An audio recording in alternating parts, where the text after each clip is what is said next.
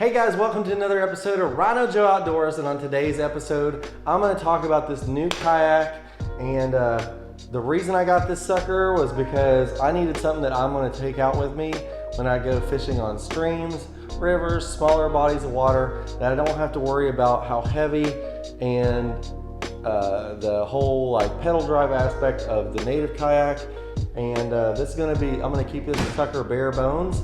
Keep it really simple because it's going to make it easier to get on those creeks and streams. Stay tuned.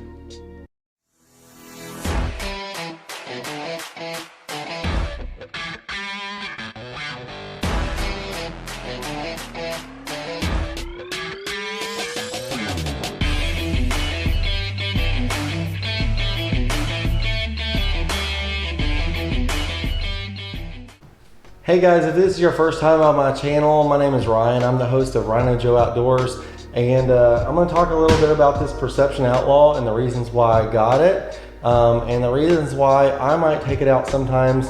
And you can see actually probably in the corner of the frame, this is my Native Slayer Max that I've got over here. But I want to tell you why I got this kayak and why it's a good addition to my fleet. Alright, so I'm going to start out here on the kayak. This is a really neat setup. When I was looking at getting a kayak mainly for rivers and streams, there were some key factors that I wanted to take into my thought process whenever I was thinking about getting this kayak. So one was lightweight, and two was a frame seat that's going to be comfortable, and just as the third thing was just going to be a simple layout that's going to be really easy to get on and off the water. So this kayak has a bunch of neat features. You've got, let's start at the bow. Up at the front you have this recess here, and underneath of that is actually like a little grab handle that's built into the way that the front is molded. So if you're standing up, and let's say you're standing up and fishing, you can stick your paddle in there, and look at that.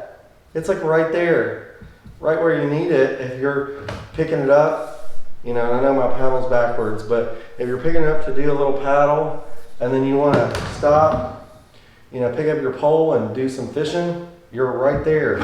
That's like super cool. I did not have that on my last kayak. You also, if you're sitting down and you're paddling and maybe you want to make a cast, you've got this little soft loop with this area up here. That's going to be some storage, and I've got some dry bags, so if I want to go do a float trip and be able to go out on a float trip, I've got plenty of room up there for my gear between that and the bag. That should be plenty for like the small backpacking type stuff I take on a float trip. It does have these three little spots here, and that's for the Perception branded solo mount. That's like a no drill mount that you can use. But then you also have these track systems on either side that double as handles, which is really cool for attaching. You could put a fish finder right here, a rod holder. I personally don't like rod holders right there.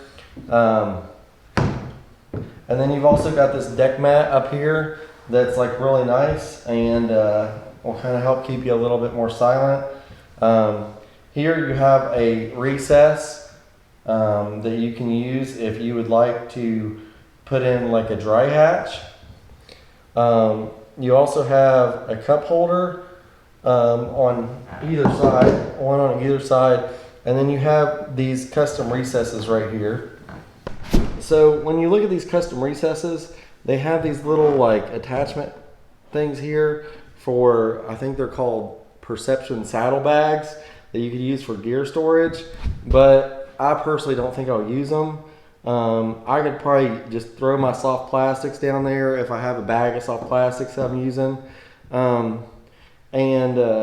back here you've got your rod holders, and so your rods, just slide down in this, and they do have these retention straps that you can take loose and route over the top of your spinning reel or bait casting reel, and then reattach to keep everything pushed down in there. One thing that I really like is, for me, I'm going to flip this seat up so that you can see, but This is the way that I already had my tackle storage kind of sorted, even for my other kayak. But these boxes fit perfectly under here. So they fit perfectly underneath my seat.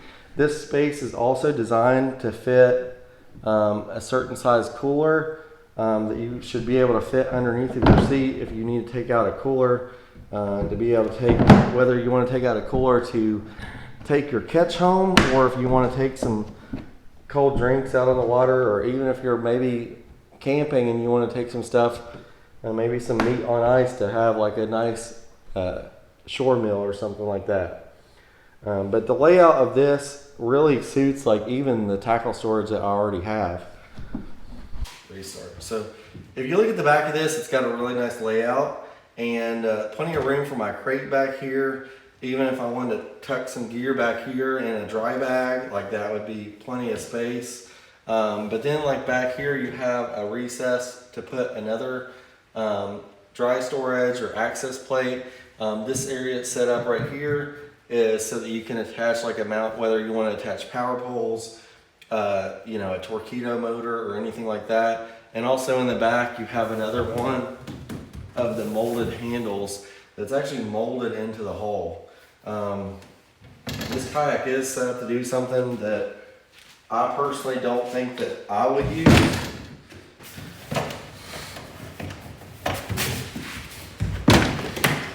It's got the seat set up to where if you'd like to, you can take this seat and stow it.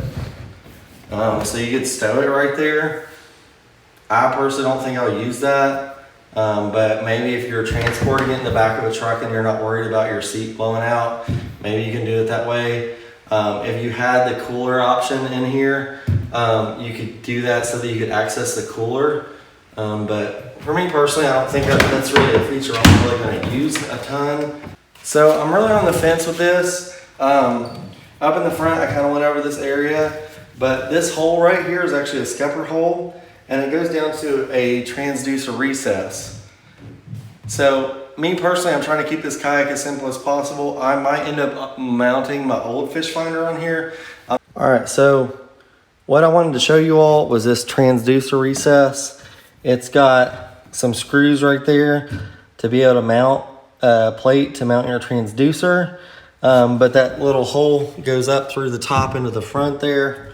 So that's a really nice area if you want to install a transducer on this kayak.